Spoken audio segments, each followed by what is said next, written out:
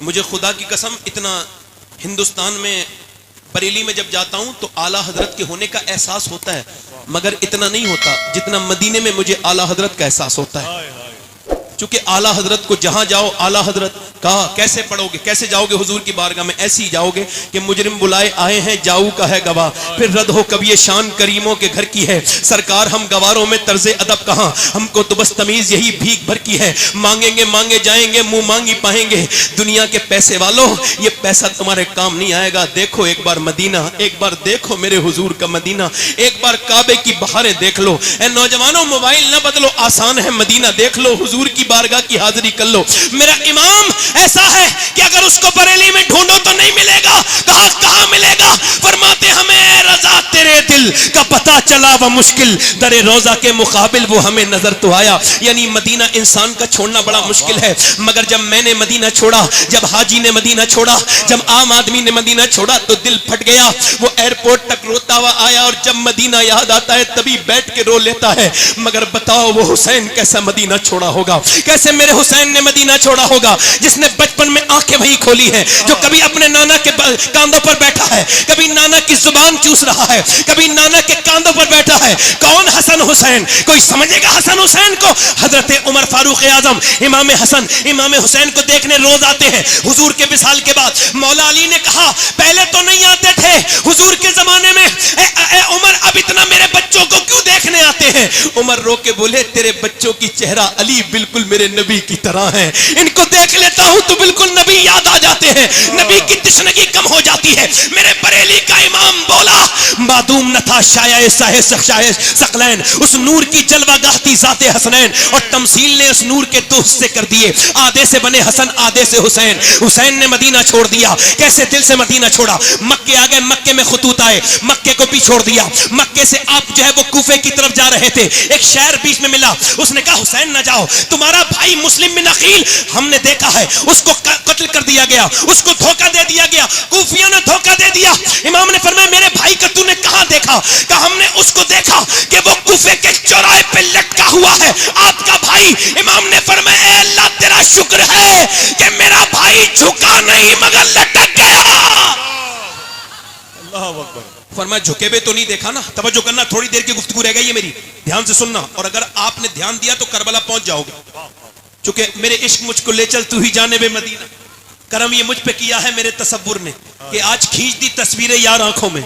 ये करबला इमाम गए, मोहनदास करमचंद गांधी हिंदुस्तान के राष्ट्रपिता, उनका फोटो उस पे आता है काय पे नोट पर। उनसे किसी ने पूछा ये आपका ये सूती कपड़ा है, ये आपकी धोती है, ये आपके कपड़े हैं और ये आपके पास चरखा है, क्या इससे ब्रिटिश एम्पायर से लड़ेंगे? आपका दिमाग ठीक है? दिमाग तो ठीक है, इतनी बड़ी ताकत से लड़ेंगे? कब मेरी हिम्मत नहीं होती थी। गांधी बोले फिर, मगर बोले जब मैंने करबला को पढ़ा और जब 72 शोहदा को पढ़ा तो मेरी हिम्मत हो गई। मैंने देख लिया कि 72 को मिटाने के लिए 22,000 आर्मी आई थी, मगर करबला के मैदान गवाही दे रहा है कि 22,000 का नामो निशान मिट गया, मगर 72 के खेमे आज भी करबला के मैदान में लगे हुए हैं।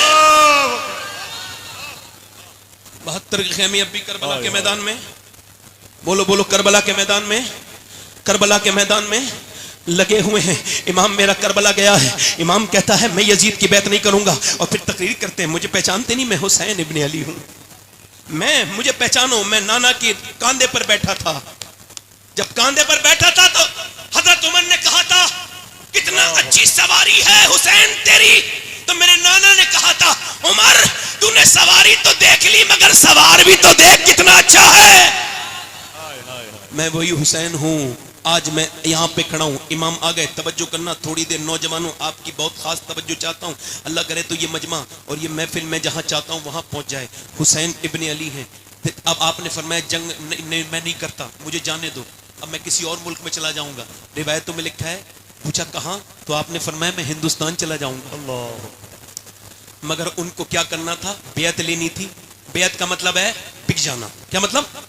बेअत का मतलब बिक जाना। तो या तो किसी की नेकी को देख के बिक जाओ, वरना इमाम हुसैन कहते हैं दुनिया में कोई खजाना ऐसा नहीं बना जो हुजूर की औलाद को खरीद सके। आपने फरमाया मेरे जैसा यजीद की बेअत। उन्होंने कहा ठीक है जंग शुरू। जंग अब जब तलवारों की आवाज आ रही थी, एक औरत गुजर के जा रही थी। मेरी बहनें सुन ले, मेरी बेटियां, ये जो आज अपने बच्चों को कभी नमाज के लिए नहीं कहती, कभी नमाज के लिए नहीं कहती, सुने, औरत जा रही थी अपने बेटे की शादी की तैयारी करने। अब जब जा रही थी ना औरत, और जब वो औरत जा रही थी तो आवाज आई, तो उस औरत ने कहा, देख क्या मेरे बेटे कैसी आवाजें आ रही, तलवार किसकी जंग हो रही है, देख तलवारें टकरानी आपस में। वो बच्चा आके रोने लगा, अम्मा मेरा दिल बड़ा दुखा है। क्या हुआ? कि मैंने वहां करबला में एक इतना खूबसूरत इंसान देखा, मेरी आंखों ने इतना अच्छा नहीं इंसान नहीं, न उसकी आंखों की तरह आंखें थी, न उसके लहजे की तरह। कहा अच्छा, मैंने पूछा कौन है? कहा ये हुसैन इब्ने अली है, इन पर बड़ा जुल्म हो रहा है। तो कहता है मेरी माँ, मेरा दिल फट गया। माँ रो के बोली, मेरे लाल, फातिमा का घर लुट रहा हो और मैं अपने बेटे का घर बसाऊं, मेरा दिल गवारा नहीं करता। मैंने आज तक तुझसे कभी तुझसे मैंने अपने दूध का बदला नहीं मांगा, आज मांगती हूं, ऐसा कर तू मेरे बेटे हुसैन पे कुर्बान हो जा। बेटा बोला, अम्मी अगर तू ना भी कहती मैं फिर भी हुसैन पे कुर्बान होने का इरादा रखता था। जवान बेटा गया, मैं माँ पहुंची, इमाम ने फरमाया तेरे बुढ़ापे का सहारा ले जा। लेकिन मुझे बुढ़ापे का नहीं, कयामत का सहारा चाहिए हुसैन, मुझे कयामत का सहारा चाहिए, बुढ़ापा तो मेरा गुजर जाएगा। इमाम ने फरमाया ठीक है। अब जब उसका बेटा चला तो इमाम की तरफ उसकी माँ आंखों से आंसू ला के बोली, हुसैन मेरे बेटे को जब नवाजो तो इसकी माँ को भी नवाजना कयामत के दिन। मेरे इमाम ने फरमाया ठीक है। जब बेटा गया जवान, तो बूढ़ी ने ऐसे करके अपनी झोली फैलाई, ऐ अल्लाह मेरे बेटे की शहादत कबूल कर ले, मेरे लाल की ऐ अल्लाह कबूल कर ले। उधर जब इसकी दुआ पूरी नहीं हुई है, ये गर्दन कटी उसकी और आकर के गिर गई झोली में। मां ने उसके बाल पकड़े और उठा करके सर को फेंका यजीदियों में और कहा जो चीज हम अल्लाह की राह में दे देते हैं वापस नहीं लेते।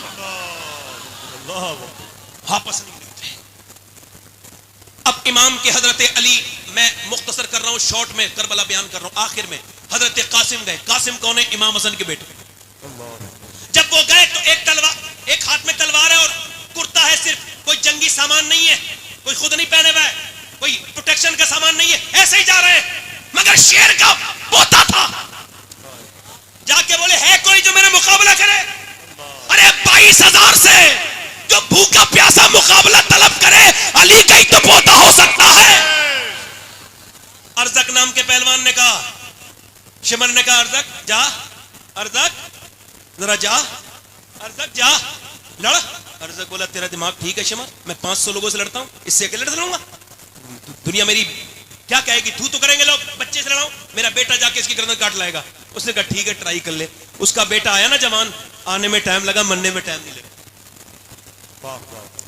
फिर दूसरा भेजा, मर गया, तीसरा भेजा, मर गया, चौथा भेजा, कट गया, 5वीं बार खुद आया, बोले मुझे मेरा नाम तूने सुना है कि नहीं सुना है? कासिम, मैं हूं अर्जक, 500 लोगों से लड़ता हूं।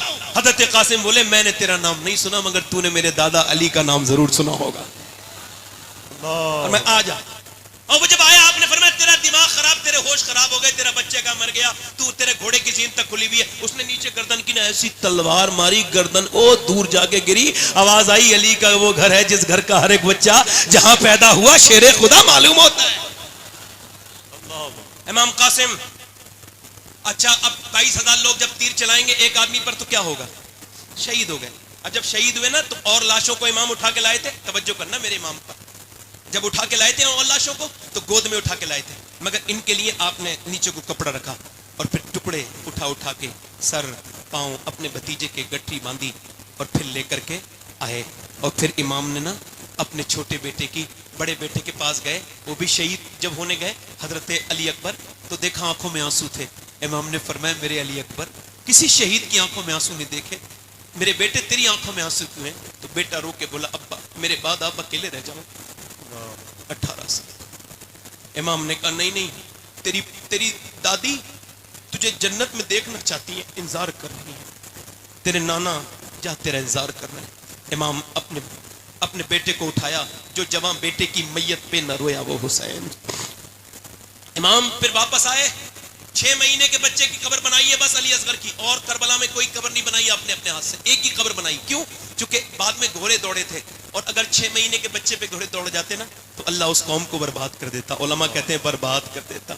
इमाम ने अब मेरी आखिरी तकरीर का हिस्सा है, बड़े ध्यान से आपसे बड़ी अल्लाह रसूल का वास्ता देके कहता हूँ, बड़े ध्यान से सुनिएगा। मेरे इमाम ने अपने नाना का जुब्बा पहन के और अमामा बांधा नाना का, और हाथ में जब साफा, हाथ में तलवार ली तो पीछे से 21-22 साल के बच्चे ने हाथ रख दिया, पीछे मुड़ के देखा हजरत ज़ैनुल आबिदीन थे। अब्बा मुझे छोड़ के जाओगे? तारीख क्या कहेगी कि जवान जवान बेटा रहा और बाप को छोड़ के चला गया, बाप को जाने दिया। इमाम ने कहा नहीं नहीं मेरे बेटे, मेरा इम्तिहान खत्म हो रहा है, तेरा शुरू हो रहा है, तुझे तो मेरे